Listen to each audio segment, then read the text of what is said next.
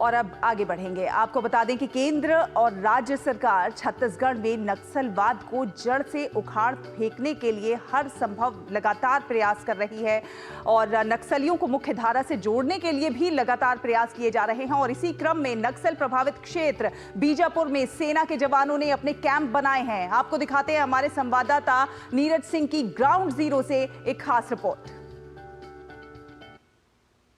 नक्सल इलाके में ऑपरेशंस के लिए सबसे महत्वपूर्ण जो व्हीकल होता है वो एंटी माइन व्हीकल होता है, और या ये कहें कि जो माइंस प्रोटेक्ट व्हीकल होता है। आप देखें ये अत्याधुनिक माइंस प्रोटेक्ट व्हीकल है और इसकी खासियत ये है कि 100 केजी RDX अगर इसमें लगाया जाए तो उसके दबाव को ये व्हीकल झेल सकता है। उससे पहले भी एंटी माइन व्हीकल रहते थे, लेकिन उनकी जो कैपेसिटी है वो उतनी नहीं थी। अगर ज़्यादा RDX लगा देते थे तो उसकी वजह से ये व्हीकल नुकसान होता था, जवानों को भी नुकसान पहुंचता था।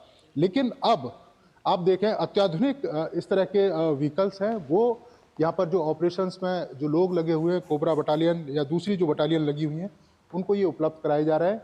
जंगल में 160 किलोमीटर प्रति घंटा की रफ्तार से ये जो व्हीकल है वो चल सकता है। इसके अलावा आप देखें कि ऊपर भी यहाँ पर जवान है, 360 डिग्री पर कोई भी अगर आपको दिखाई देगा तो ये जवान वहाँ से शूट कर सकते हैं। इसके अलावा आप देखें कि इस पूरे व्हीकल की आप बनावट देखें कि जो टायर हैं वो काफ़ी ऊंचे दिए गए हैं, और इसके अलावा पीछे भी आप देखें कि सुरक्षा को लेकर एक जो जवान है वो मशीन्स के साथ बैठे हैं, और दूर से ही वो देख सकते हैं कि अगर कहीं कोई एक्टिविटीज़ हो रही है।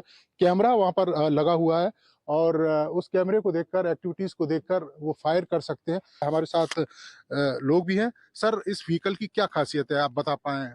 सर, ये व्हीकल ऑल टेरेन में चलने के सक्षम है, ये और ऑल टेरेन ऑल वेदर में।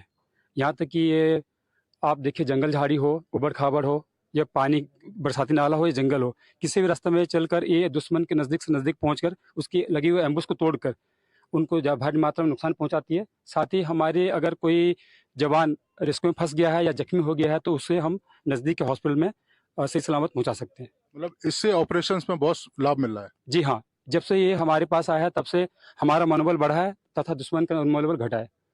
तो ये आपने देखा कि तमाम अत्याधुनिक जो उपकरण हैं वो यहाँ पर जो ऑपरेशंस में लगे हुए नक्सल के खिलाफ लोग, उनको उपलब्ध कराए जा रहे हैं। इसी तरीके से आप यहाँ पर देखें कि ये ड्रोन है जो लगातार ऊपर से निगरानी करते हैं, और उसके बाद देखते हैं कि अगर कहीं नक्सल एक्टिविटीज़ है तो तुरंत उनको न्यूट्रलाइज किया जाता है। इस तरह के तमाम अत्याधुनिक जो उपकरण हैं वो यहाँ नक्सल ऑपरेशन में लगे लोगों को उपलब्ध कराए जा रहे हैं, ताकि 2026 तक पूरे देश को नक्सल मुक्त कराया जा सके, और उसके लिए बड़े पैमाने पर लगातार अभियान जारी है इस इलाके से नक्सल को मिटाने के लिए। Neeraj Singh, DD news, Gundam, Bijapur.